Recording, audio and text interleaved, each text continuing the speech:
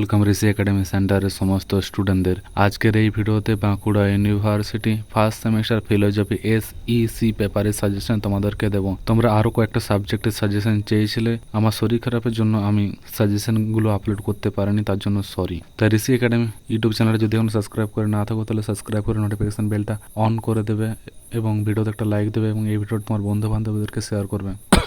আর আজ এই মুহূর্তে তোমাদের ফার্স্ট সেমিস্টার ফিলোজফি SEC পেপারের সাজেশন আপলোড করছি। তোমরা অনেকেই রিকোয়েস্ট করছো দাদা প্লিজ সাজেশনটা দিন, তাই শরীর খারাপ থাকা অবস্থাও আমি তোমাদের জন্য সাজেশন আপলোড করছি। দেখে নাও ফিলোজফি SEC পেপারের 1 নম্বর কোয়েশ্চেন কি আছে।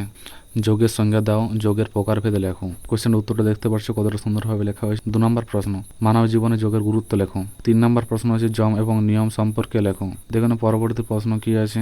4 নম্বর, জ্ঞান যোগের বিভিন্ন স্তর সম্পর্কে আলোচনা করো। যদি তোমাদের ভিডিওটা ভালো লাগে তাহলে ভিডিওতে একটা লাইক অবশ্যই দেবে। 5 নম্বর, কর্মযোগ সম্পর্কে বিবেকানন্দের ধারণাটি ব্যাখ্যা করো। দেখুন পরবর্তী প্রশ্ন 6, ভক্তিযোগের স্বরূপ সম্পর্কে আলোচনা করো। দেখুন পরবর্তী প্রশ্ন হচ্ছে 7 নম্বর, রাজযোগের ধারণাটি সংক্ষিপ্তকারে ব্যাখ্যা দাও।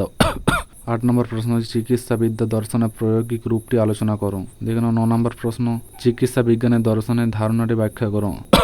দেখুন 10 নম্বর প্রশ্ন, আয়ুর্বেদ বলতে কি বোঝো, আয়ুর্বেদের উদ্দেশ্য লেখো। 11 নম্বর প্রশ্ন, আয়ুর্বেদ চিকিৎসার ধরন সম্পর্কে আলোচনা করো।